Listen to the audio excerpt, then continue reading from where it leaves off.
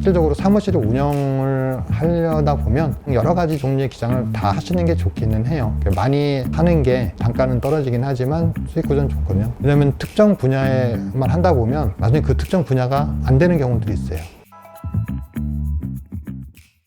세무사 사무실을 개업하면서 어떤 분야를 내가 전문으로 할 건가 라는 방향 같은 경우를 생각을 많이 하시게 되거든요, 개업을 하시면. 근데 이 분야를 정하는 게 사실은 쉽지는 않기는 하죠. 왜냐면 세무사 시험을 공부했다고 해서 세무사 일을 잘하는 건 아니고 세무사 일을 할 정도의 역량을 갖췄다라고 보는 것 뿐이거든요. 그러다 보니까 나는 어떤 걸 잘하지? 나는 법인세 분야를 잘하나? 나는 부가세 분야를 잘하나? 뭐 상속세, 양도세 분야를 잘하나? 이런 거에 대한 고민을 많이 하시게 돼요. 근데 이제 분야 같은 경우는 세무사 자격을 취득하고 수습세무사로 이제 일을 배우잖아요. 사실은 그때 많이들 생각이나 방향이 좀 정해지는 경우들도 있기는 해요. 그게 뭐냐면 내가 수습할 때 기장을 많이 하는 쪽에 세무사무실에 수습을 밟았다라고 하면 기장 쪽으로 많이 생각을 하게 되거든요. 근데 내가 상속이나 재산이나 조세 불복 쪽에 수습 일을 많이 했다고 하면 그쪽 수습 끝나고 나서 이제 그쪽으로 좀 더 살려볼까?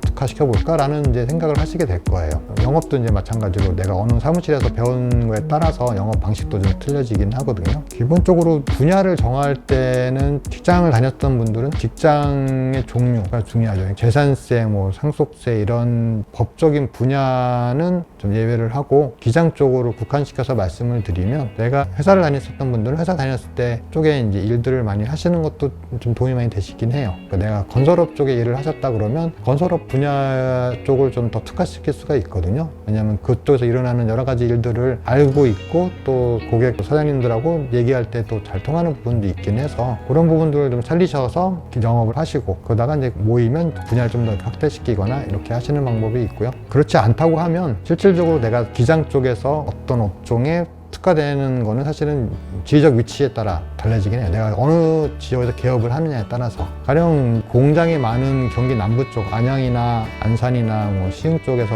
한다 그러면 제조업을 더 많이 취급할 확률이 되게 높아지기도 하고요. 저희 동기 세무사님도 안양에서 개업을 하셨는데 제조업체 위주로 이제 기장을 하시더라고요. 제가 있는 일산 쪽은 실질적으로 제조업체는 거의 없고 유통이나 서비스나 이런 쪽들이 많이 있는 그런 쪽으로 점점 기장을 늘다 보니까 그쪽으로 이제 전문성이 확보가 되는 뭐 이런 현상들이 있기는 해서 내가 개업할 위치를 선정하는 것도 되게 중요하기는 하죠. 근데 나는 IT 쪽 좋다 그러면 분당이나 뭐 판교 쪽으로 하시는 것도 도움이 되고요. 집하고 거리가 너무 멀면 사실은 어렵긴 해서 집하고 가까운 데 위주로 많이들 개업을 하시거든요. 그래서 집 위치에 많은 업종들을 차라리 내가 더 연구하고 공부하고 더 수임을 해서 그쪽으로 계속 개발하다 보면 약간의 사장님들이 아쉬워하거나 부족한 그런 서비스는 좀 더 해주면 좋겠다라는 그런 것들이 있는데 그걸 잘 캐쳐낼 수가 있거든요. 그래서 그런 식으로 전문 분야 만드시는 거 좋고요. 그리고 이제 난 전문 분야를 꼭 하겠다나 하지만 실질적으로 사무실을 운영을 하려다 보면 여러 가지 종류의 기장을 다 하시는 게 좋기는 해요. 많이 하는 게 단가는 떨어지긴 하지만 수익 구조는 좋거든요. 왜냐면 특정 분야에만 하다 보면 나중에 그 특정 분야가 안 되는 경우들이 있어요.